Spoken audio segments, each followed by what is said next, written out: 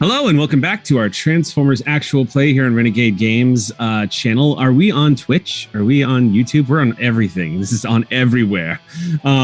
We hope you are having a good day, and we are grateful to see you again as we continue part 4 of our little campaign that we're playing here titled The Past Awakens. Excited to be back and in my pink Megatron shirt again. I think I'm just going to wear this for the rest of the campaign, y'all. I think I'm just gonna like Febreze it and just I'm just gonna keep a bottle of Febreze over here and just that's like, the official actual play shirt. Mm-hmm. When you see a hot pink Megatron t-shirt, how do you not wear that? I saw that and I was like, yeah, I'm gonna have to buy that. So anyway, we're glad to see you back. We're going to be jumping back into our campaign here real quick, but let's do the standard issue introduction that we all know and love. And I'm going to start with you, Jason Charles Miller. Hey, I'm Jason Charles Miller, and once again, I'm going to be getting back into the recycling truck. I'm playing Processor, who is hopefully our healer of the group. We'll see. He hasn't had a chance to actually use his skills, but his skills are ready. All right. Nice. Quincy, tell us a little bit about. I'm Quincy. I'm playing Sleeper, the kind of both overconfident and a slacker yes, race car whose alt mode is a mid-90s like white coupe that's much faster than how unkempt he looks. Mm-hmm. Nice. Okay, and B, if you would please. Heck yeah. Hey y'all, be Zelda, they, them, and I am playing Kermisi. Now, of course, I am playing the most fashionable car, the most flashy car, arguably the fastest car. This bot is not only a champion warrior, they are also a speed car when they are in their alt mode.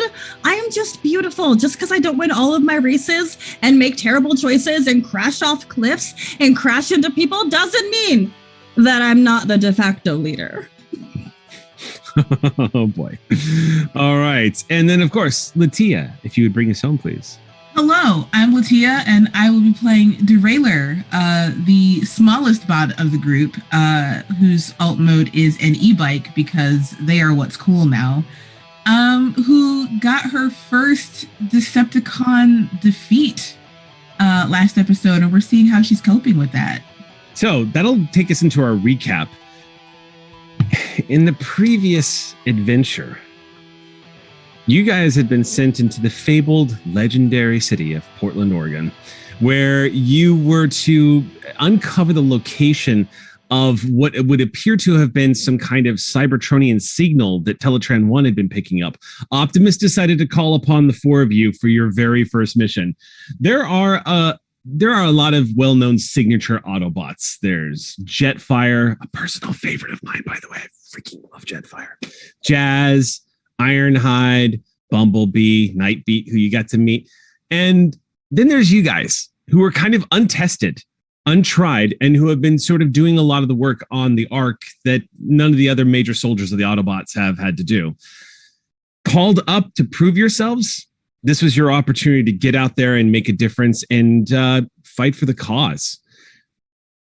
Trusting you with this information and with this mission, you guys arrived in Portland to try to figure out where this Cybertronian signal was coming from and what it was. You arrived on the scene to discover that it was in what appeared to be a large vehicle garage, or sort of like a makeshift, maybe like a parsed out junkyard of some kind, where there was multiple lots in this big building that had a big garage out front. It looked like sort of a rundown, easy to just skip over kind of place. And by the time you all arrived there, you arrived just in time to witness two humans running for their lives, dashing out the door, being chased by people in body armor that looked like they were looked like a SWAT team, basically chasing these two kids out the front door, who the team then tried to neutralize the kids using non-lethal rounds to drop them so they could recapture them.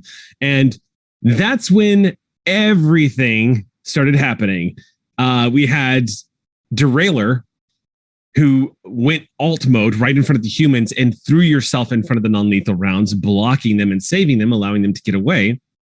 And at about the time this strike team was processing what it is that they saw, and all of you were getting engaged, including Sleeper. On top of everything else that was happening, Sleeper initiated jump mode in your alt mode, basically sending this car bouncing up over the entire length of the chain link wired fence that was going around the compound, landing on the other side.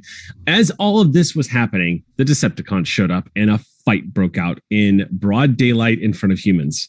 Now, you're not entirely sure how many people saw it as it was happening, but that was revealed after the battle was over and you had rescued the humans. Because by the time you got back to the Ark, you discovered y'all had made the news. Thankfully, though, there was no raw footage that was displayed on the news of you all and your bot modes doing your thing.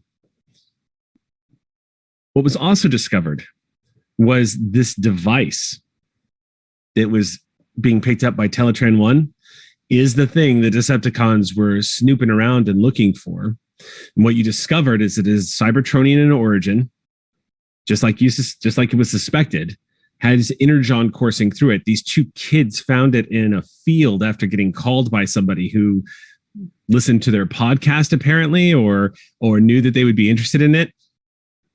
And the kids, you guys had to bring them back to the Ark because you couldn't just abandon them. They'd seen too much, and you needed guidance from Prime and everybody else to figure out what to do.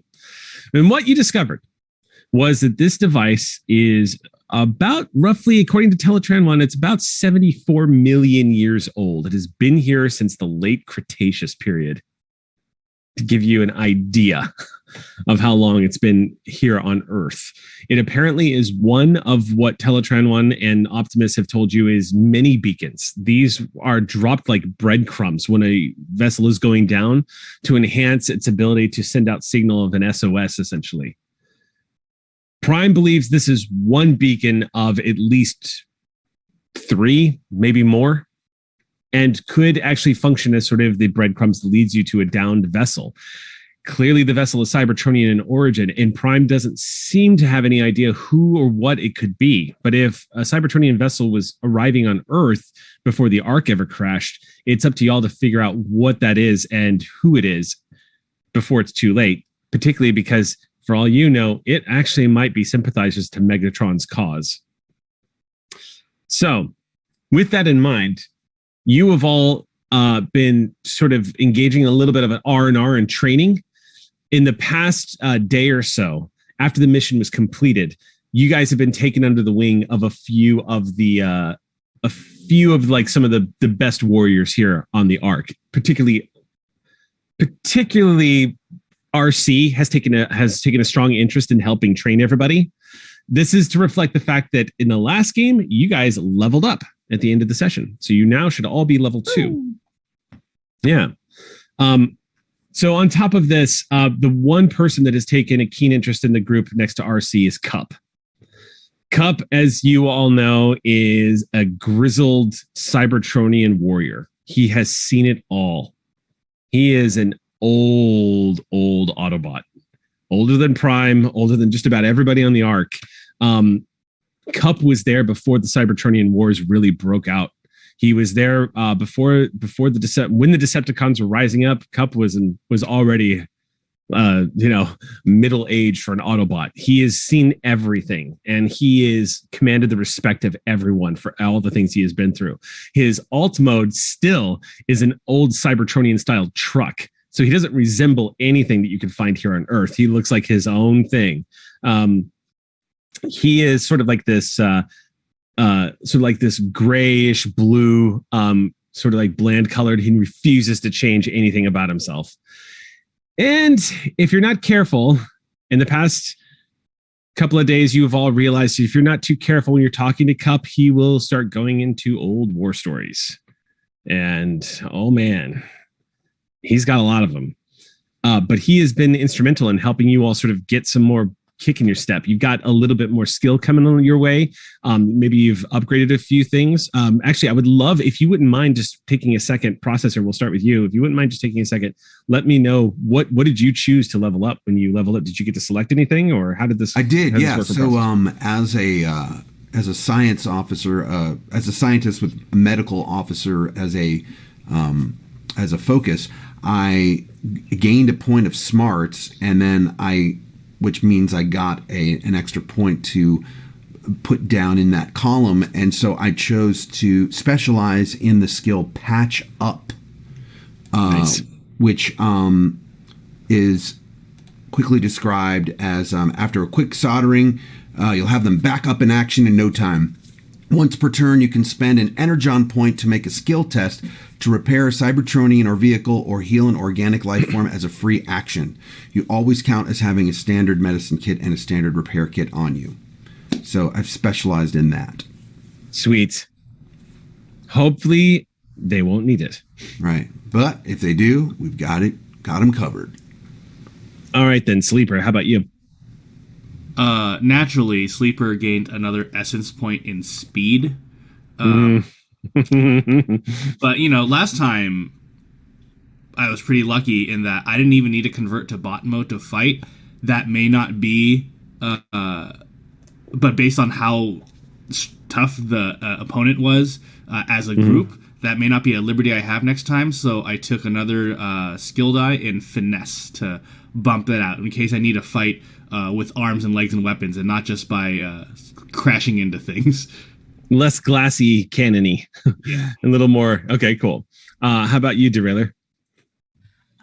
Also, as a scout, I did get another essence point in speed, which I used to gain a little bit more footing in the combat arena. I specialized in initiative.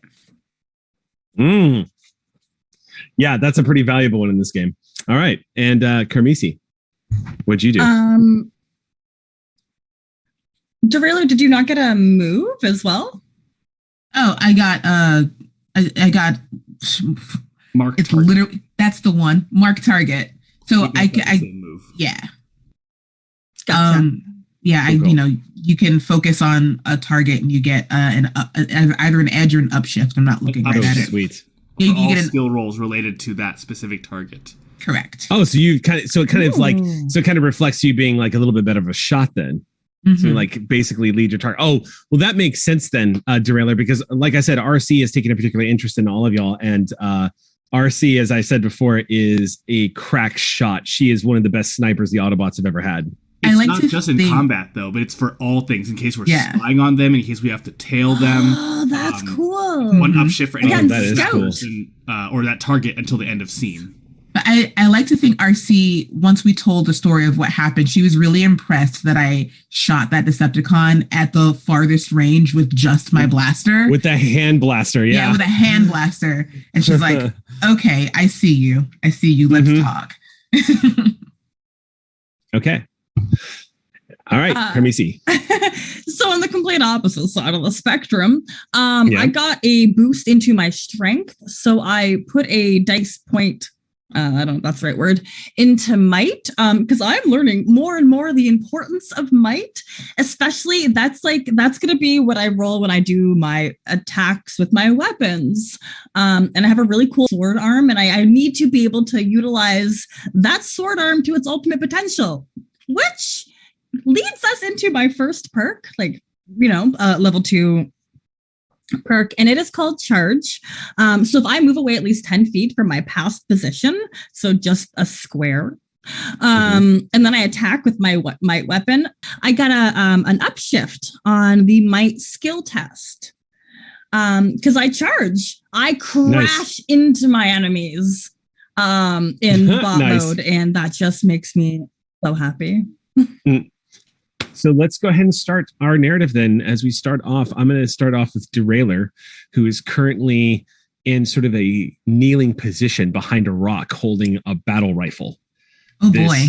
This blastered battle rifle. And RC is like standing up. RC is only a few, I would say just barely, like maybe twice your size, but not too much larger than you. Derailer. Remember, RC's alt mode is basically a sport bike. So she's bigger, but not terribly bigger. And she's just kind of got her arms folded and she's watching you and giving you pointers as you're aiming downrange at a rock that's about 60 yards away. She just goes, take your time. You know what I say? Squeeze the trigger. Just squeeze it. It's your friend. RC, I don't usually squeeze my friends, though. Oh, Well, treat this one like it's a friend that really loves hugs. Or if that doesn't help, she pulls out a blaster and bullseyes the rock without even missing a beat. She says, and she holds her blaster out, and you see the seriousness come over her face. She says, just see the Decepticon at the end of your sights and know that if you drop them, you save your friends. I'll figure out which one makes more sense to me. And then like she'll take a couple breaths, I suppose, and then You're right. fire. Yeah, you squint as you look down, a little bit of the sun catching the glossy blue glow of your eyes as you squeeze that. Go ahead and make a roll for me. Let's try it. All right, what's this going to be? You're going to gain an upshift because this battle rifle, this Autobot battle rifle has a scope on it. So I'm going to give you an upshift on it, but it is going to be targeting. Okay. I do not Make a have targeting check. So maybe I should have taken some targeting. Well, this is you basically being trained in targeting. Yeah, no, it's bad. It's really bad. Okay. It's a 4. It's a 4. The shot disappears off into the distance. It makes its way over the horizon, and one day will find itself among the stars. RC puts her hand on your shoulder. She goes, don't worry, you'll get it. Just a little more practice. Keep coming out here. Keep aiming down the sights. Just keep practicing. Okay, thanks. Pat, and she says, and if you don't like the rifle, feel free to shift back to your battle pistol, because I know that was something you did pretty well with the first time around. Yeah, but no, really, I was thinking that I could do with something a little bit more long range because I did not think I was going to make that shot. And I would like to have a better sense of confidence with something that will actually do what I want it to do. Yeah. Set the rifle down for a sec. I want to talk to you. Okay. And she leans up against the rock and folds her arms again and looks at you and says, how are you doing? Since, the mission and all, Prime tells me that was your first time out and that was your first fight. Oh, I didn't do a lot of fighting, to be honest with you. I was mostly search and investigate until I noticed that Decepticon on the roof. And she nods. I didn't want him to hit processor. I just acted. I didn't really think about it. Before I ever got into my first battle, I just thought it was going to be this big epic thing. I don't know what I thought. I thought it was going to be different. And then when it happened, I discovered that it's terrifying. It's fast. It's chaotic. You have to make split-second decisions. People's lives are at stake. Mm-hmm. When you see friends get hurt, you can't pause. You can't stop. You have to make some tough choices sometimes. And I think, and she looks at you kind of compassionately, Derailer, and she says, I think, and I could be wrong, but I think what typically happens is it takes a while for it to set in, sometimes days, before you realize that happened. For me, it was about a week. I started getting really nervous and scared. I couldn't enter any regeneration cycles at all. And it took me a while to finally come to terms with the fact that as Autobots, we are going to have to deal with this. RC, she looks like she gets lost in her own thoughts for a moment. And then she turns and looks at you right in the eyes, Derailer, and she says, you came online here on Earth, so you may not know everything. I'm just curious, do you know how the whole Cybertronian War began? She nods and she's like, it's surprising, but sometimes the younger generations, they don't even know why we're fighting sometimes. And it's nobody's fault. It's just that we don't often get a chance to spend time with some of the youngers, Mm-hmm. Every day it seems like we're fighting. Well, it's a tough story, really. And she kicks a rock, it just goes tumbling over the side of the cliff's face. And she looks down where the arc is about It's like 300 feet away. And you have this big view of this incredibly ancient Cybertronian ship that is just wedged into the side of this volcano. Beautiful forest area all around you. You can see birds off in the distance in the clouds and whatnot. It's quiet, peaceful, in a total contrast to what you hear RC start to tell you. She says, well, back on Cybertron, things used to be pretty different. They had a term for it. But all you need to know is that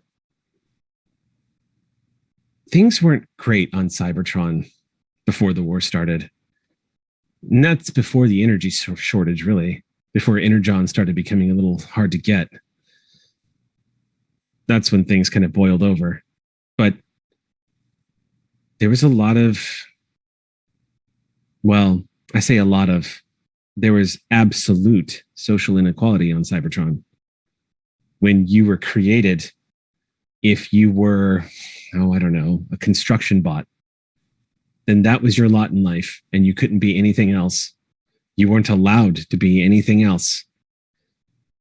Functionalism just stated that you were forever that caste, and whatever your dreams and hopes were irrelevant. And that is what helped ignite the spark. A lot of younger Autobots think that that's the story, that we're the good guys and that we rose up against that and tried to stop it. But the truth is, it's that terrible injustice that gave rise to Megatron. She looks at you to gauge your expression as she's revealing all of this, and she says, Megatron led an uprising. And at first, it was for a good cause. It was to smash that system to bits and pieces. But over time, it became something completely different to him. And she then wistfully, like in an anime, just looks off towards the sunset as she says this. And she says, his true nature was revealed by his brutality, the things he would do to his fellow Cybertronians. Not everybody disagreed with Megatron, you know. And she looks back at you again and says, Prime used to see the wisdom in some of the things that Megatron used to advocate for. But Megatron advocating was a rare thing. He mostly just liked to smash and kill and make big, big, big statements.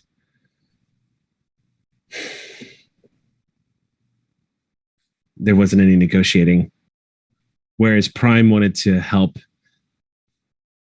make big social change through more peaceful means, Megatron was interested in killing, breaking things down, burning it down. And under the guise of that, all he really wanted was power. At least that's how I remember it. And that's how it started.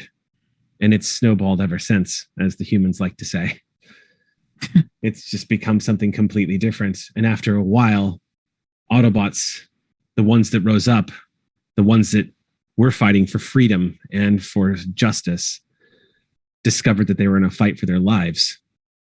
Power-hungry and angry Decepticons flocked to Megatron's banner, and before you know it, Cybertron was just a field of death and fire. It's not easy for some of the younger generation to hear this. We like to think that it's all just pretty cut and dry, that we were the good guys from the beginning. And the truth is, Derailer, she turns and faces you now and says, we were. There were some pretty bad people in charge back then. And there were opportunities to make real change. And Megatron used that to his own ends and turned it into something completely different. And we lost our home. And Autobots like you have never seen Cybertron. And I don't even have the words in my processor to describe what it was like looking out over that skyline and seeing all of our siblings flying over the horizon in various alt forms, cities just filled with us, building these fantastic technologies that could She stops herself eventually and she looks back at you again and says, Yeah. Anyway. Derailer has like this whole time, she hasn't said a single thing, but like the more she talks, Derailer has just kind of like been leaning in, like actually a little hungry for this information. RC gives you a sad smile and she says, I am sorry. I don't mean to I don't mean to get like this on you. You came out here to learn how to shoot, but the thing is there's more to it. It's a sad thing that we have to fight the Decepticons, but it's absolutely necessary because the line in the sand that they have drawn, they will not stop until the Autobots have been defeated. And if that happens, Earth, and she just lets that hang. Anyway. Derailer's gonna pick up the rifle again and she's gonna take her position, kneeling down in front of the rock, and it's like, I think you've given me a little bit more than you thought you did. Is learning to shoot is necessary, but learning why to shoot is more important. Roll with an edge. What am I rolling? Am I just rolling? Targeting. You picked up the rifle again? Oh, Roll that's that right. Targeting shot. Yeah. Okay. Roll with an edge.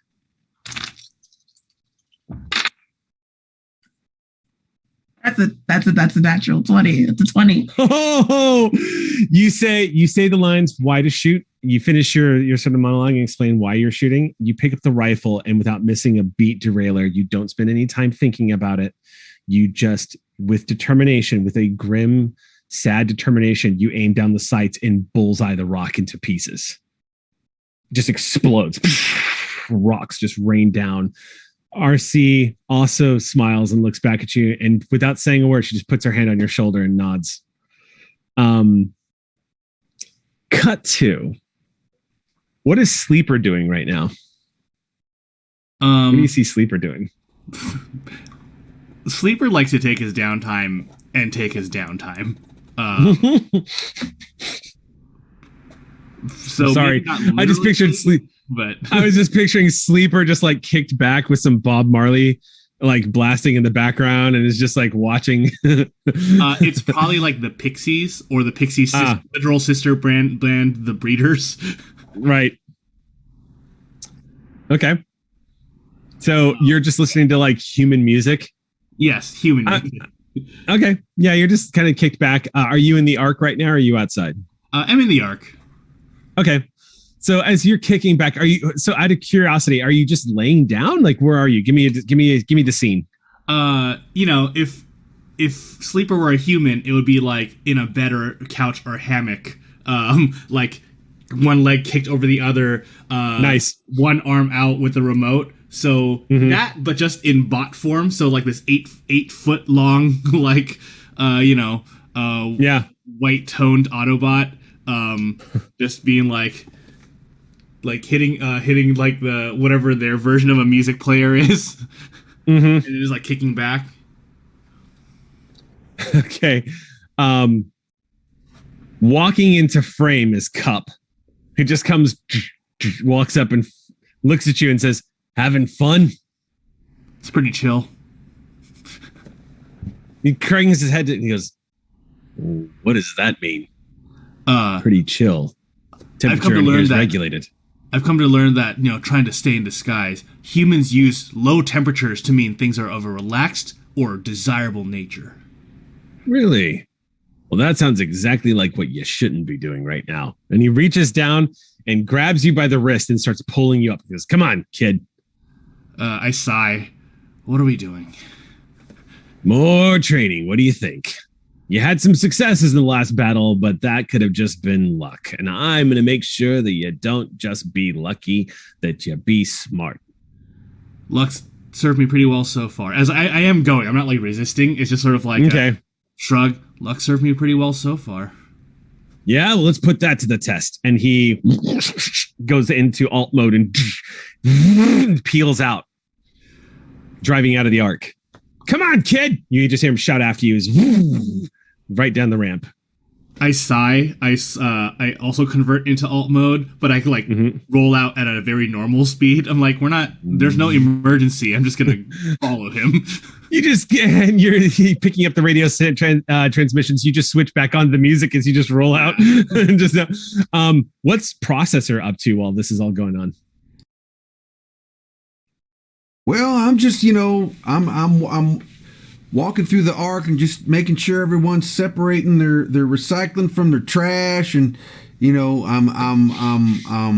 I'm educating people about how recycling's in a crisis due to public confusion, and just trying to keep that part of my mission at the forefront. Just always just making sure everything's in its place and finding anything we can reuse with my scavenger skills to just maybe improve a little bit on my armor or on the shotgun I got built in or anything like that. So I'm just putting myself to work while everybody else is training. Okay. When you are walking by and occasionally, by the way, the two humans, Charlotte in particular, is taken to starting to call you Captain Earth. You don't know exactly why, but she seems pretty dead set on just calling you Captain Earth. Or yeah.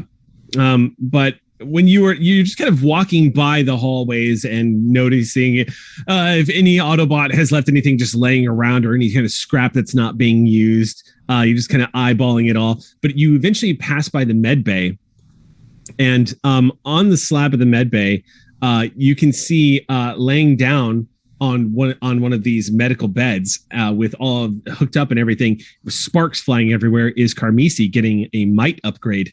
And you can see Ratchet just kind of like, almost done. Okay, are there supposed to be this many sparks?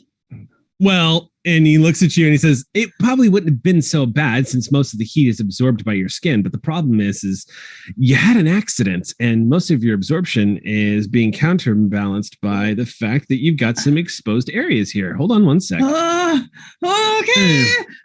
When he turns around, you just see this laser and he goes... as your tone begins to shift from the defaulted like facial metal-ish like tinted blue steel and just goes back into your normal color. So now basically your paint job has been fixed as he just runs the laser over you and says, there you go. Hey, Processor, come in here. Check it out. We just upgraded Carmisi. Look, okay, this is really cool. I look flawless, except for that dent. Don't look at that dent there by my leg. Well, I want to know where that paint was sourced. Yeah, you see Ratchet is kind of doing this number for a second and goes, Processor, it's not sourced. It's not actually paint. All right, yeah, you're right. It's all right. I get so enthusiastic about recycling. I've just adapted it to my everyday thoughts. No, it's all right, Processor. Listen, everyone's got to do their part to protect this planet. And he walks over to you and puts his hand on your shoulder and then looks directly at camera and says, and you can do your part too. Anyway, and then he goes back to the table. You're not sure none of y'all are sure what that was, but then he goes back over to the table and starts flipping off the switches and says, all right, Carmisi, I think you should be good to go. And at about that point, you hear Charlotte's voice go, are you feeling better? This young girl just comes running into the room. She just looks at you with a big smile on her face and goes, yeah, you are.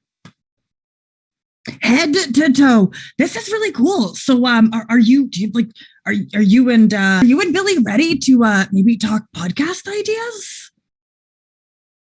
And like they look nervously over at Processor.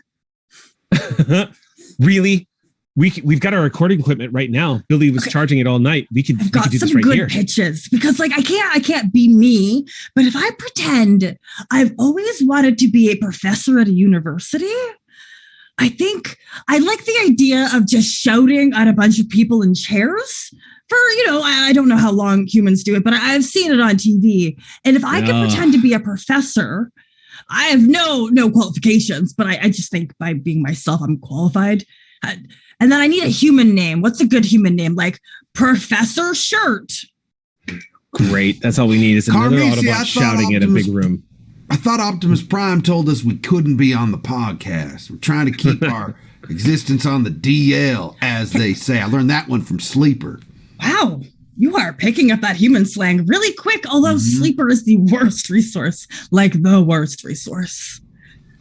It's going to be okay, though. If I'm not appearing on the podcast as Carmisi, I'm going to be Professor Shirt. Or should it be Professor Pants?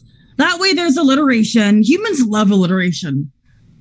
Ratchet immediately says, I don't think I need to be here for this, and picks up his medical supplies and walks directly away from the table and over to his work area, his computer setup, just sits down.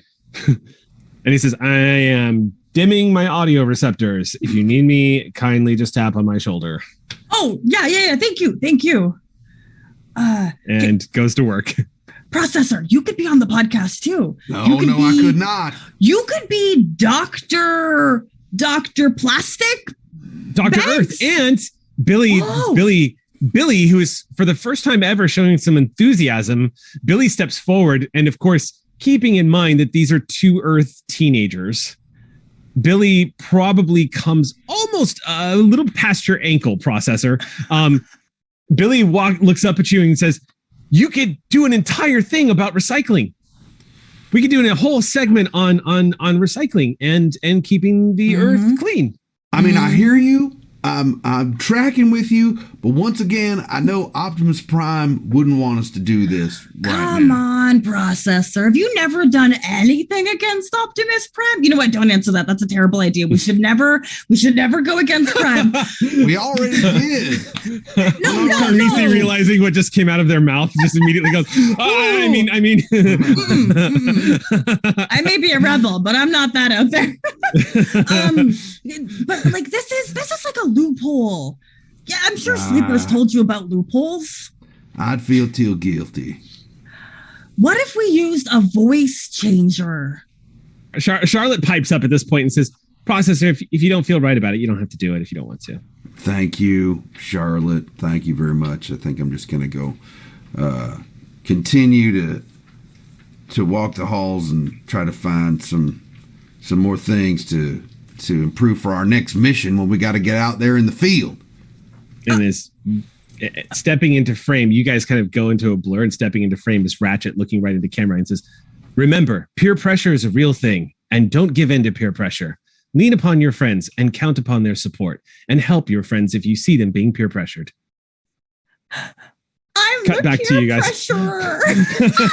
Yes, you were the bad person in the PSA this episode.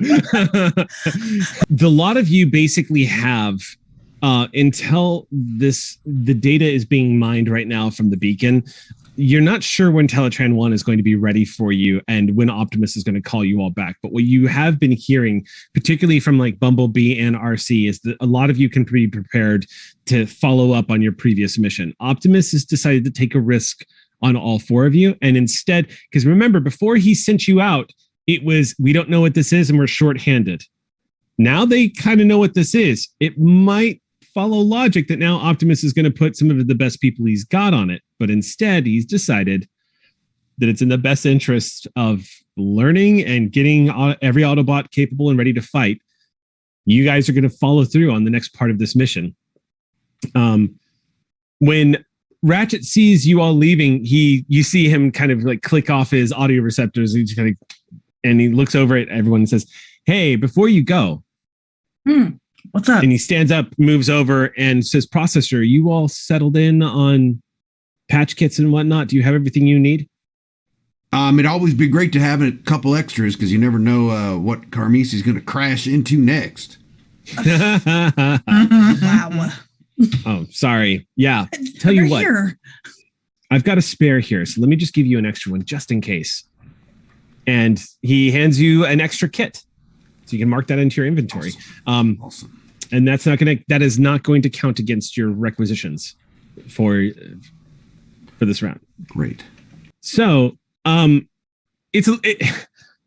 it's helpful, but a little ominous that Ratchet feels like he needs to give you another kit, and he just hands it over to you, and he says, take care of it, okay? You guys are going to do great. Now, if you'll excuse me, I'm going to go recycle what is left of some of the scrap that I had to pull off of Carmisi to repair their chassis. I love hearing that.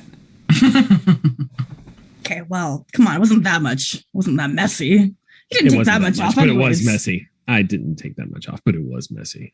He just walked away. Goes back to his console. All right. We'll say about an hour later, you all rendezvous outside the Ark, sort of reconvening for the first time, the group reuniting since you came back from the mission. With you is Charlotte and Billy. They have spent the past few days, Charlotte and Billy have been getting a big look at Autobot culture and learning that all of you are essentially just as mesmerized by Earth as they are of you. Charlotte and Billy have also been really drilling in with the questions. They've been asking all sorts of things about Cybertron, about the Decepticons. Prime has been receptive to telling them things, but Prime is also concerned that if they know too much, like, don't let on where the Ark is located. Do not let on certain, because Prime's whole thing is if they ever get captured, Soundwave in particular knows how to pull information from people. And he warns all of you. He's like, if you really care about the human safety, it's important that they don't know too much. Oh, Prime, you are in luck because I don't know a lot. You know more than you think, Carmisi. You hear some amusement in his voice. But you all rendezvous outside, and Charlotte just flops down onto the grass, just like lays back and throws her arms out and just, oh, wow. This has been a wild couple of days. This has been wild. I was meaning to ask you, and she sits up in the grass and she looks over at Billy, and Billy just nods to her. And both of them turn and look at the group and say, we don't know what happens next, but we think we should come with you, on the next mission. The truth is, well, yeah. We were thinking, I know Prime is not going to be, is it okay if I call him Prime, or do I have to say Optimus Prime? Sometimes if you just say like Prime, Optimus, Sir, and then you rearrange all three, it gets your point across. Okay. Yeah. Well, Billy and I were talking, and we think that maybe if you guys run into more humans, what you could probably really use to help is humans. And, well, you've got a pair of humans now, so we could get to places that might be a little tricky for you. I mean, we're really good. I mean, we broke out of a government facility all by ourselves. And there's also the fact that, we're kids. So did I just call myself that? You just see this disappointment come across her face. And Billy says, you're selling it. You're selling it. You're fine. You're selling it. And Charlotte says, the point is that we can access places that y'all might have trouble, and we could be of help. So if this next beacon is in another, somebody's backpack or something, we can help, right? Yeah. Billy just turns and Billy says, right. I think that's the coolest. Can we keep them? Come on. Can we keep them? We fought Decepticons, and a lot of these other Autobots have fought even tougher Decepticons. So it gets pretty dangerous out there. So in my opinion, yeah, whatever. I mean, I feel pretty, I'm on the fence about this, to be honest. Processor, we'll keep them safe. They just don't have to keep be them safe, but yeah, it's.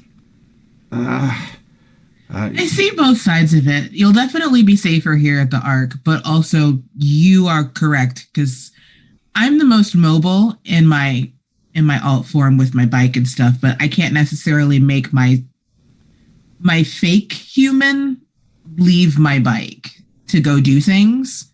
So you have a point. I don't like agreeing with Carmisi, but I think it might be a good idea. Quick point of lore for anybody in the audience that's watching right now. Just so you know, IDW Comics of Transformers, as well as some of the other lore, have established that hollow matter projections can move about, interact, and leave. However, in this incarnation of the game right now, the hollow matter technology is still somewhat introduced into the lore, and as according to the book right now, Latia is actually correct. You guys' hollow form cannot actually leave the cabs of your car. It's literally just meant to sort of pass off like somebody is driving y'all. So just quick clarification for the audience, because there's so many different versions of Transformers in the lore and how it interacts that there are a lot of times where you're not sure like which universe we're referring to, but in this case, that is actually true. So that is leaning into the human's pitch as to why they can help you. So are we all voting yes? I'm voting maybe. But if the other three vote yes, I mean, that's going to be... I mean, we have to go to Prime with this, and he never listens to anything that I come at him with. But if everybody else is on our side, then that kind of builds the case. If Prime's okay with it, then I'm okay with it. It does help us keep a lower profile if actual humans are seen getting out of a really cool looking car.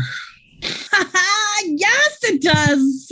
Yeah, it seems like it's way less suspicious for 4 cars to be traveling with 2 human teenagers. That's lost on me entirely. But yeah, I'm sure everything's going to be fine. But yeah, my vote is yes. Awesome. Okay, who wants to be the one to tell Optimus Prime? My vote is no for telling Optimus Prime. Got it. For being the one to tell him. We got to tell him, but I'm not going to be the one. I saw Sleeper do this once, not it. Yeah, I was going to say the processor is totally not it. Carmisi, you're literally the last one to touch. you see Derailer touch her nose, and you're like touching like the point on her face, and you're just wait a minute, and then you see Sleeper do it, and by the time you've done it, you realize you're the last person, the last Autobot to do it.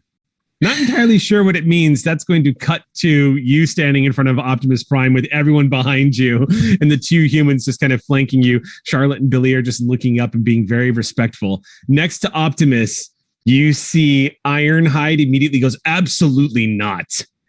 In no way. No way. And he looks over at Optimus and says, Optimus, you can't go for this. They'll endanger the humans. The humans will be a liability. If Megatron captures them, Soundwave will pry every bit of information he wants out of them. We crushed our enemies last time. Why don't you believe in us? Because you're untested. You think because you got lucky on the city street against a couple of scrapyard Decepticons that you're ready for a big full-on fight? You're not. You're a rookie. And Ironhide gets in your face, Carmisi. He just leans over you and he says, and I'll tell you when you're ready for a battle. And Optimus says, easy, Ironhide, easy. And Ironhide leans back and says, Optimus, you can't be going for this. We've already revealed ourselves to these 4 because they went around and went behind your back with the rules. They got seen in alt mode in at least 4 different occasions. They made the news. The humans are going to know about us in a matter of time now. And now we're going to be bringing humans into battle. All of the good things that we did, Ironhide. Sorry to cut you off, but come on. We weren't revealed on national television. We accomplished our mission. We found the beacon. Why are you ignoring our successes? He's about to open his mouth. You see his face contort like he is angry, like the living metal on his face just bends as he like leans over, and you can tell he's about to start shouting at you when once again Optimus puts that big hand on his shoulder, and this time without having to say a word, Ironhide stops and leans back, and Optimus says, I'll take it from here.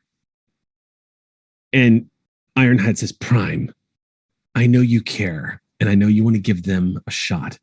I support that fully, 100%. But the humans, we all know they can't be involved. It's going to endanger them. It's going to endanger their whole race. Prime just doesn't say anything. He just eases him back. And Ironhide glances at you all and stomps over to his station at Teletran. And Prime looks at everybody, and then he glances down at Charlotte and Billy and then goes down to one knee. So he has this huge Autobot just leaning down and looking at these 2 small humans. And he says, Charlotte, Billy, it's important the 2 of you know what's at stake. If you choose to participate, you will be putting yourselves in harm's way, and the Decepticons won't hesitate to take whatever it is that they need from you or hurt you if they have the opportunity. My Autobots can protect you, but nothing is guaranteed. Are you sure you understand the risks if you choose to do this? Charlotte doesn't let him finish. Yes. Yeah. No, we're ready. We can help. We want to help. Optimus stands up and looks at everyone and says, I'm going to make an exception in this case. Charlotte and Billy can go with you. Keep them safe at all costs. Thank you. Charlotte, Billy, don't take any unnecessary risks. Not for us, not for anyone. Protect yourselves. Is that understood? Charlotte goes, yes, Optimus Prime, sir. Sir. And looks at you, Carmisi, like, did I do that right? Yeah. Billy just says, yes, Optimus Prime, sir. All right, Autobots. I'll have some information for you soon. For now, get some more rest. The data is almost done being extrapolated from this ancient device, and pretty soon we'll have the location of the second beacon, and you can be rest assured the Decepticons will be ready for our move. Thank you, Sir Prime Optimus. Sir. Dismissed. Ironhide meets Prime on his way back, and the two of them start having a heated discussion. Oh, I'm gonna get murdered by Ironhide, like murdered. I tell Carmisi, good job, that went pretty well. No notes. And thumbs up. Oh, wow. I don't think I can never face Ironhide. I interrupted him. On the contrary, I think maybe you could do it again. Yeah? You didn't think it was that bad? Like, fist bump. Right? Yeah. Like, who other than Prime has probably done that? Nobody alive. Your Prime level, Carmisi. Your Prime level. Wow. Well, don't let it go to your head now. No, it's already there. It's already there. No, I am hardcore inflating this. Made it through. Let's get out of here. Yeah. I got this. I could stand up to Ironhide. I can do anything. So from backstory for anybody who doesn't know about Ironhide, Ironhide is Optimus's oldest and closest friend. They have been together through thick and thin. Ironhide is also a great survivor of the Great War on Cybertron. He is a grizzled veteran, and he's sort of the de facto second in command. But he always, as you've seen, always defers to Optimus. And everyone, y'all have known Ironhide pretty much, with the exception of Processor and Sleeper. You were a Cybertronian as well. You weren't created here on Earth, correct? Correct. Okay, so the two, you and Processor, have been familiar with Ironhide for a while. Obviously, Derailer and Carmisi being younger Autobots, y'all have known Ironhide all your lives. Forever. And what you know for a fact is Ironhide's attitude. The reason why he gets so angry all the time is he takes his role of guarding all of you so seriously. He is like the angry dad because he is so focused on making sure that everyone is safe. And the younger Autobots, as you all have learned, typically chafe him a little bit. He just gets a little ornery when it comes to y'all doing what y'all want. But yeah, when you all exit the room, what you see is Cup, you see Bumblebee, you see RC, and you see Perceptor. Some of the big Autobots. I'll describe Perceptor for you in a minute. But you walk out to discover like people basically leaning in on the door and listening to how that conversation was going. Is what you walk into a small crowd.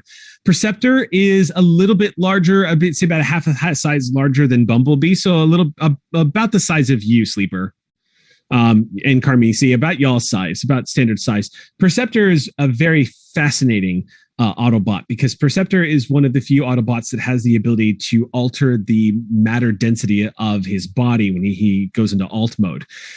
Perceptor is one of the head scientist of the Autobots. Everyone kind of leans back when you all exit, and Bumblebee goes, "Well, that seemed to go all right." welcome to the team. And he does a fist bump for Charlotte and Billy, who, of course, his hand is huge. But the two kids immediately fist bump Bumblebee, like just super excited. A building. Yeah, pretty much. But Bumblebee just looks at everybody and says, so what's the next play? Did you guys get your next mission? Not yet.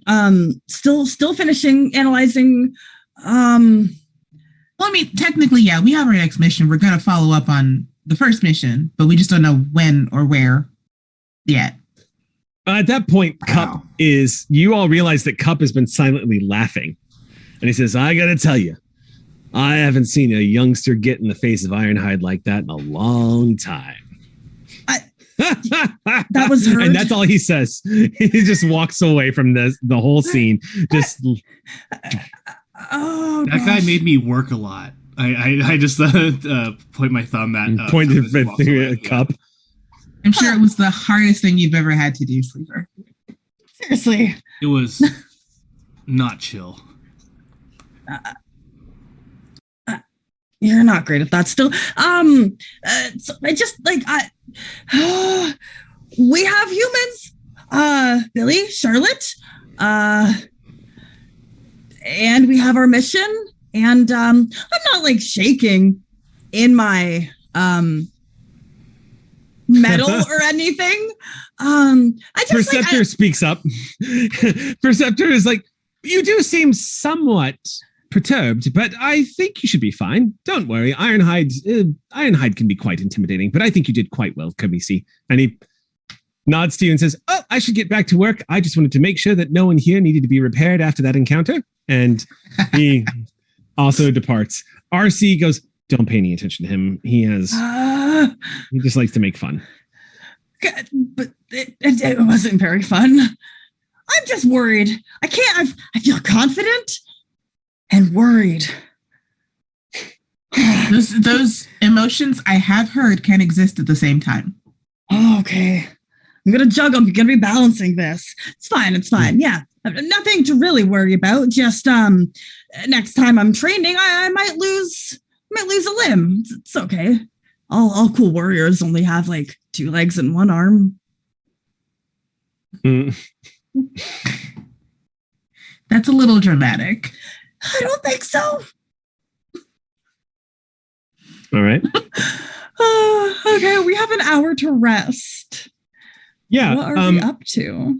You guys can basically just tell me what y'all do for the rest of your time. Otherwise, we're going to go cut to the mission briefing, because at this point, you do have a little bit more downtime. So if you want to, you can actually, if you want to hit up the Armory, because whatever the next mission is, it's going to be going in. It's going to be very similar to the first mission. Y'all don't know exactly what you're going to be heading into, only the location of where the second beacon is. Okay. I do want to go to the Armory. I want to see if I can requisition the rifle that I was working with earlier. Okay. Oh, RC got you. You got the sharpshooter bug. Yeah. RC is totally going to take you under her wing. Okay. Let's see here. Yeah. Let's bring up the equipment lists. Let's do this now. Let's do it now. I want armor because I throw my entire self in battle. Yeah, it's true. Mm-hmm. Especially because Carmisi, you're specializing. It seems to me like I'm a wrecker. They are. I was going to say, I feel like Carmisi is slowly but surely becoming a melee fighter. Mm-hmm. Would you say that's accurate? Yeah, because it seems to me like Carmisi likes to get up in people's faces and get personal. When it was the Ironhide moment foretelling that or the original Crash? No, it's because like I in my selection of warrior, I could either be a sentinel, which is like a stalwart defender, or a wrecker. And I love the idea of just like wreck and heck. So hey, you're going to get your standard issue items again. So I don't think anybody used any grenades, and everybody still has their stuff. You can switch out if you want to change anything. And if you want to get anything integrated, Processor, are you thinking about changing out your shotgun? No, I don't want to change that out, but I want to try to get the close combat heavy bludgeon weapon. Mm-hmm. Nice. Okay. Yeah, because your might score is big. Mm-hmm. So you would be terrifying to get into. I mean, at this point, Processor is like, that is the one Autobot in this group you do not want to get close to at all. With Carmisi, you don't have a choice. They get up in your face because they are Right? fast. Whereas like Processor, you've got a choice because he's not going to catch you. So if I wanted to roll for that, what would I? That's under limited. Requisition budget. Okay, so just as I'll just as a quick reminder. So if the mission doesn't requisition a budget, assume your team has a budget equal to 3 attempts per PC. So you all have 3 attempts on each on this. Qualified equipment, we already knew about that. Integrated hardpoint, successful mission critical items, which you don't have to worry about right now. Oh, actually, you are going to get a mission critical item because you are going to get this first beacon. The beacon is to lead you to the second beacon. So, Okay. So you're going to be taking this Cybertronian beacon with you, and you can choose who's going to hold it. I'm guessing you're going to give that to Processor, is my guess, That feels right. Mhm. since Processor has like the biggest might score and the most room. Okay, so Oh my god, the little support equipments are really cool.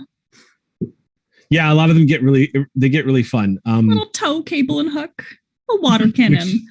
Lots of stuff you could do with that. Loadout limits. Okay, so yeah, so the upgrade list that's on the there is a table on 8.1 and it's on page 116 about upgrading your equipment. So if you're upgrading like standard piece of equipment to limited, it's basically making that sort of acquisitions roll. So the acquisitions roll a 10 or better. So take us through what you're rolling and how it's being done. So I would roll a D20. So I'm trying to get a limited item. It says the difficulty is 10. Am I adding any modifiers to that, or is it just a straight up roll? What page are you on? I am on page 116. Oh, I'm way too far ahead. There we go. Don't forget Loadout if you're limits. qualified in anything, you just can get that without You can just get requisitioning it. I don't think that I am because Aw. I haven't specialized in any of those kind of things. Choose the equipment you are requisitioning, including any upgrades, and then make a skill test related to that use of the equipment. So, for example, if you're requisitioning restricted firearm that requires targeting skill test, requisitioning the armor upgrades, athletics or might, if it provides a bonus to toughness and acrobatics or finesse, it provides a bonus to evasion. So you are requisitioning a melee weapon. So that's going to be a might score. Okay. So you're rolling against. So just to be completely clear, you're rolling your. Is that correct? You're rolling your might. I'm rolling my might. I'm adding my might bonus to the D20 roll, and because it's limited, I need to beat a 10. Okay. Cool. Well, I got a 4. Oh no! No. You can re-roll. You have 2 more. Yeah, 2 more chances. you got this. So I can Sure, give you this is a my rolls though if I don't use them or I don't need them. okay, Oh yeah, we have requisitions are also a pool. Yeah. that's right. Everyone gets 3 points each, and if you get your requisition right off the bat, then you can hand your points to somebody else. So this is your second attempt, Processor. Give it a The shot. second attempt, I got an 18. Yes. Nice. So I can now give my third roll to the pool if it's needed. Okay, cool. So yeah, a little bit of finagling, a little bit, just trying to because you're requisitioning. What specifically describe what it is that you see yourself getting? Oh, it's just like it's a giant metal baseball bat that I can just pop the Decepticons over the head with, and I can either put real damage to them or I can give them stun damage, Okay, depending on the situation. it just looks like this huge Tetsubo, and you just the big like spiked club. Cliff Jumper hands it to you with both hands, and he goes, "Oh, take it." Try it He out. just looks at it and he goes, "Man, I'll never understand how you can wield that thing." It's not hard. You just look at the thing you're trying to hit and you just swing at it. Right. Cliff Jumper just nods. Why didn't I think of that? Who else is grabbing equipment here? I am. Railer. Yeah. Right. I would very much like to. I know that I'm pretty sure that I did a little bit more target practice after our scene. But I would very much like to requisition the rifle that I practiced with this morning. Okay, then let me pull that up for you. This might be a good time as well to bring up. We can upgrade. So whatever weapon we have, we can add like a damage type to it. Acid, fire, sonic, just good old fashioned damage. Even explosive, which is really cool. Those seem to be under limited, which might be a little fun. Do you also meet the requirements, the alertness requirements for long range rifle? I do. I imagine Derailer does, yeah. The scout. All right. So yeah, long-range rifle. Scoped precision long rifle, commonly used by snipers. It is limited availability. Classification as long target. Its requirement is an alertness D6, which you've got. And the range is vicious. It's 150 feet to 600 feet. Yeah. But it has a minimum range. So I guess I'm guessing that means anything closer than 30 feet. Anything closer than 30 feet is, why would I use the rifle for that? Yeah. I mean, I would rule that you could, but if you like, scoping is not going to be very possible. It requires 2 hands. Right. It does 1 sharp damage. Alternate effects are 2 sharp damage if you're willing to downshift, which I'm guessing. Oh, that's cool. So if you're willing to downshift twice, no, you can downshift once or you can downshift 3 times. 3 times. Yeah. So you could you take a risky shot. Mm-hmm. That's pretty cool. So it's going to be, you're going to be rolling your targeting. Yeah. Speed. But here's what I'm going to do though. RC put in a good word for you after that incredible natural 20 you rolled in the targeting range, which by the way, gained an additional story point for that moment. Oh, cool. Because after that dramatic moment, you had that great moment of monologue where you just turned around and then you snapped off a nat 20 on that boulder, which was beautiful. So I'm going to give you a story point and I'm going to give you an edge on this roll because RC put in a good word with you with Clip Jumper. Okay. And said, that one, if she asks for a rifle, consider it. I saw what she could do. So roll with an edge. I have no targeting, so we'll see how this goes. Okay. That is a 16. Cliff Jumper looks at this rifle and he says, we don't have too many of these, You have to take good care of it. I'll be careful. He hands it over to you and he goes, scrap some Decepticons. I will. You just take the heft on this rifle. It's a lot more blaster than the pea shooter that you used to shoot down that Decepticon in the building. Mm-hmm. But as you look down the scope, you get a sense of what RC has been trying to tell you on the range. Yeah. So, all right. Sweetness. You got yourself a scope. How about you, Sleeper and Carmisi? Are y'all going to be requisitioning anything? Yeah, I'm going to take my close combat blade out and put it on the table and go, can I get something longer? Cliff Jumper considers for a second and he's like, do you want a full-on sword? Yeah, sword sounds cool. And I just point at like a medium blade. Oh, what about that one? Sure. He looks at it kind of hesitantly. Go ahead and make your roll. All right. Well, I just added another die in finesse. So this will be hopefully a little bit easier. We shall see. I got a 5. He looks at it. I mean, it's your delivery, Sleeper. He just kind of eyes you for a moment and says, hold on. Reroll. Cup said I should just actually take stances and stuff out there. All right. And then I actually sigh and then actually take the thing and actually talk through what the drilling we did earlier. Mm-hmm. Okay. Go ahead. That is exactly 10. 8 plus 2. Okay, he says, Cliff Jumper looks really hesitant and he says, all right, just don't cut anything off with that. I mean, honestly, cut anything off yourself. Honestly, I don't even know if I'm going to use it. Alt mode's been pretty good to me. Well, if you want it integrated, let me know. It's pretty easy. I'll just hold on to it for now. And I just put it into big metal sheaths, I guess. You slide it in. Put it off to your side. It'll now, when you, and just so you know, when you, and for anybody watching, because I'm sure this is a question, and when you convert into the car, you will also, that'll also be hidden on you. Oh, I know what it can turn to. Sleeper does have a very low spoiler. Like, it's not like a big, huge one that has like that's like way above the car. It's the one that's like just on top of the trunk, but that happens to be, like 5 feet across or whatever it is, as a flat object that something could slide into. So yeah, that's what it transforms into. That's what it converts into when it's going. So when you convert, you basically, as you flip around, the spoiler just pops off and flips through the air, and you catch a sword as it comes back down. Cool. Very cool. All right, then that's going to be you, Carmisi. Okay, so my upgrades are always less exciting because I am qualified to use anything limited associated with might.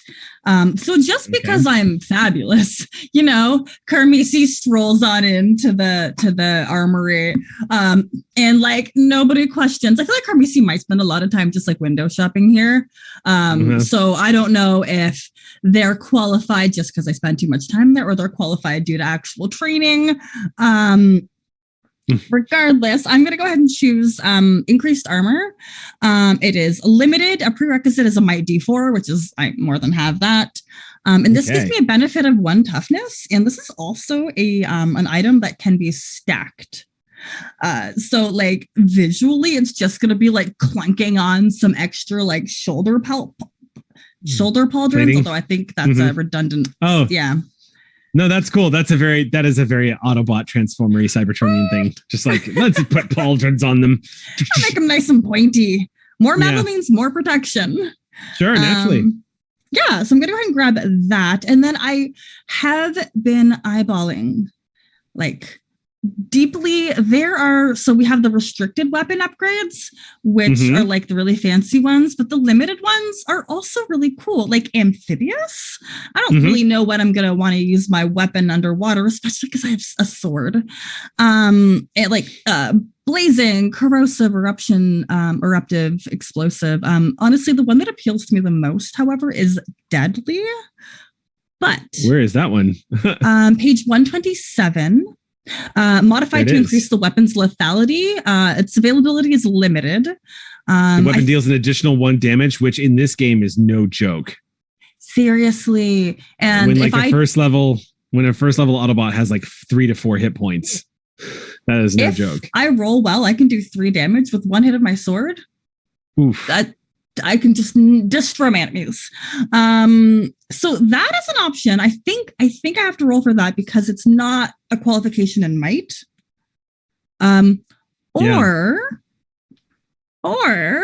there's some really other cool things like cryo tank, where the energy weapon is retrofitted to spew liquid nitrogen. That's just outrageous, but it also seems like that might be like later level things. Like I want to work my way up to the really fancy stuff, Okay.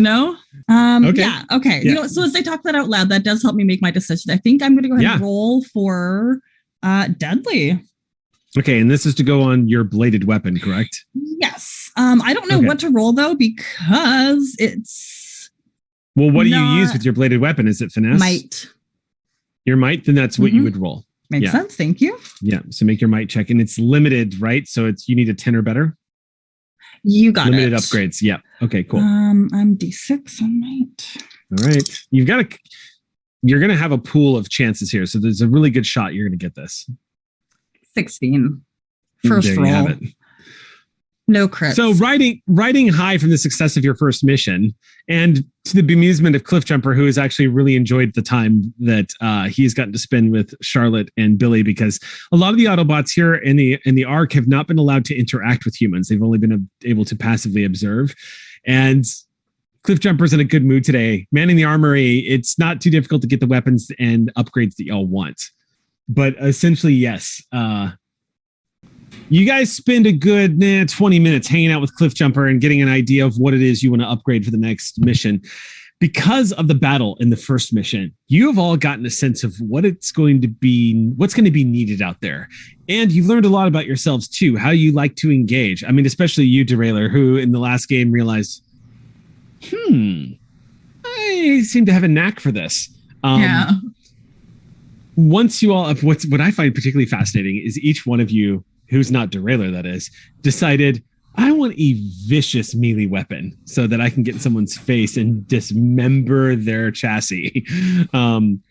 In this case, Cliffjumper is able to accommodate each and every one of you as you ask for a little bit more of restricted items, and you find him a little more amenable to giving you what you've requested. After you're all suited up and kind of regarding these Cybertronian weapons that you have now, these blades, I'm guessing not everybody integrates them, right? These are hard points that you are just wielding them. So also keep in mind, too, that if you had any limited use weapons from the last mission, you do not get to keep those. So if you... Thank you. Yeah, Okay. That's how it works. Yeah. So So you I have to give those back to the armory. My heavy blade. Do I want that grappler still, though? I do think I want that grappler still. That is such a good Grapplers thing to know. always come in Okay. handy. Yeah. In which case, I'm not going to have you roll to. I'm not going to. Cliffjumper will just let you keep hold of the grappler because that's going to take up one hard point. You had that integrated, didn't you? Yeah. Sleeper. Okay. Yeah. Cliffjumper just says, "All right. Well, we'll just count that against. You got 2 hard points loaded up there, so you're fine. Don't worry about it. Just come back in one piece, Sleeper. That's all I ask." And with that, as y'all are sitting there checking out your new weapons, testing the balance, the weight, checking their power levels and whatnot, you get word Optimus wants to see you. Bumblebee comes walking into the main armory and says, "Well, y'all are done messing around with the toys. Big Red wants to see you." Who, you call him Big Red? When he's not around. Huh. Yeah, let's go see Big Red. Sounds good. And as y'all are all leaving, Cliffjumper looks at Bumblebee and he says, "If I ever hear you call me Little Red," and Bumblebee goes, "I would never do that. I would never do that." As we're on long pause, and he goes, "I would never do that." And then cut to you. What are you doing, Derailleur? as we're on our way to Optimus Prime, I hang back with Bumblebee because he hung back with Cliffjumper. I'm like, I will bet you one Energon slice that Carmisi calls him Big Red at some point to his face. I'm not taking that bet. In no reality would I ever take that bet. No, because you know they're gonna do it. They're gonna do it. I'm gonna. Yeah, that's gonna happen. It's gonna happen. Okay. They're gonna do it. Yeah. All right. And then we go. Okay. All right. Y'all enter into the war room. You see, as you walk in, you see Optimus is leaning over the big hollow projector in the very center of the room where you see the GPS sort of styled map pulled up of the west coast of North America. And you see there is a blinking light. It's much further away than Portland this time. It looks like it's farther north near the Canadian border. And it doesn't look like it's near anything. It doesn't look like it's near, well, anything. Optimus is just observing it, and he sees you from the looking through the hologram. He sees you all enter the room, and he says, "Come on in, everybody. We've got a lot to go over." Each one of you settling in to the briefing, which is just it's an adorable sight because as everyone takes a seat, remember, it's sort of like that amphitheater, like mission briefing room where Autobots have got like seating areas where they can listen to the briefings. Each one of you taking a seat on the first row. So as like we pan across and we see the huge form of Processor, and then going down and seeing Sleeper and Carmisi, and then down even further in Derailleur, and then down and we see just sitting there with their legs dangling off the edge of this like platform that's like 15 feet off the ground for them is Charlotte and Billy, and they're just like listening in. Optimus says, "We've managed to locate the next signal. It's here." And he brings it up and zooms in, and at first you don't see anything. Perceptor was able to hack into the human satellite networks, and we were able to determine that while this doesn't appear on any of our sensor maps, Teletran 1 was able to detect the presence of human activity, and zooms in again. And you see very close out in the middle of the wilderness, very close to the Canadian border, is what looks like an American military base, an airfield. "This is going to be complicated," Optimus says, as it zooms in. "It would appear," and turns and looks at everyone, "that the U.S. government has already gotten their hands on the next beacon." "What does that mean?" Charlotte just says. "It means, Charlotte, that if we don't get that beacon back, the Decepticons will likely locate it, destroy the airfield, and seize it. No. We can't. How do we stop them? Well, we get there before the Decepticons do. Keeping in mind, the Decepticons don't necessarily have the data that we do on the location of the second beacon, which means they're probably going to be watching what our next move is. But we can't simply sit by and let the humans have the beacon. If they are to uncover what happens next, then Megatron will likely use their activity to determine where this beacon leads them to. It means our hand is being forced. We have to find a way into that base, and we have to find a way of retrieving the item. If the beacon stays in human hands, it'll be a threat to all of us, including themselves. Okay. Another infiltration. Yeah, and about that, Ironhide moves into view and leans up and he's like, I can't stress this enough. It worked out the last time, but you guys need to be stealthy this time. Use your judgment and be careful. Don't let the US government get their hands on you.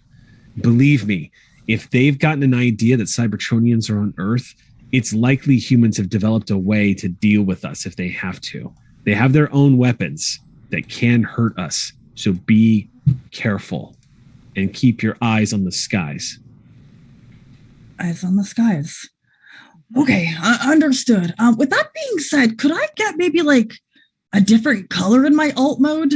I might have been conspicuous. Glances at Optimus, and Optimus says, see Ratchet for that. He'll set you up. Okay, yeah. I think that's a good idea. A lot of people seem to be telling me that I just don't blend in, and I don't understand what that means, but I think maybe like a nice chrome black would be good. You hear Charlotte pipe up next to you, the little human's voice go, I think you look great. Oh, thank you. But what about if I tried to blend in at a U.S. military base? Do you think? Well, you gotta lead it. Oh, well, Charlotte shrugs and says, well, they like to use their black armored vehicles. So maybe just like a slick black vehicle, I guess. I can't do matte black though. It's gotta be like, it needs some sparkle, some shimmer, some glam. No. What? Might as well just be bright pink. The vehicles that I saw at the auto body shop were absolutely drab. And I'm so sorry to disappoint you, but I think we'll need to go the same way. Okay, what can we compromise? Maybe like, could I do like a carbon fiber gray? That might work. I'm already naturally gray in parts. Okay, wow, we're not talking about how you look, Sleeper. Optimus raises his hand and says, all right, Autobots, that's enough. Report to Ratchet if you want to change any of your exteriors. A question for you though, Prime. Do you have a location that would be safe for us to view this place from? Like, I know all we've got is what Teletran is showing us, but like, do you have anything that might get us close without getting us in? I can kind of observe them. Ironhide leans forward and says, I've got this one. And he brings in his zoom in and he says, there's a couple of cliff sides that are not too far away. And he points them out, some good spots, locations that you could probably use, Derailer. I know that RC's been teaching you how to shoot. You could probably put that to good use with range from here and here. And he points out two spots and he's like, but be careful. And looks back at you and says, this human military base does not appear on any civilian maps, which means there's probably security and there's probably some kind of sensor outpost that they've got around the base. I don't know how much technology the humans have in terms of sensors. I know it's not as advanced as ours, but I know they can detect us if we get too close. As far as I know, though, and he looks at Prime and then at the other Charlotte and Billy, as far as I know, the humans still haven't developed any technologies to be able to detect Cybertronians, but that's probably only a matter of time. Since we can detect Energon signatures, the humans will probably eventually develop a way to do the same. The longer they have the beacon, if they're studying it, the closer that comes. And Prime chips in and says, robots in disguise becomes less and less likely. Yeah. Infiltration. Okay. And you just see Carmisi really, really focused deep and thought about like, how do I blend in? And they've checked out. Yeah. All right, Autobots. That's your mission. Stay in contact with me. I will be here at Teletran 1 monitoring all mission operations. And good luck. Infiltration. Oh, yeah. Okay. Thanks, Big Red. Blending in. You see Ironhide goes, you see stares at you, and Prime, again, Prime has always been notoriously hard to read. If there is an Autobot out there with a poker face, it's Prime. You have to watch his eyes more than anything else, but it's a dead giveaway where you see a slight shake to his shoulders as he turns back to Teletran.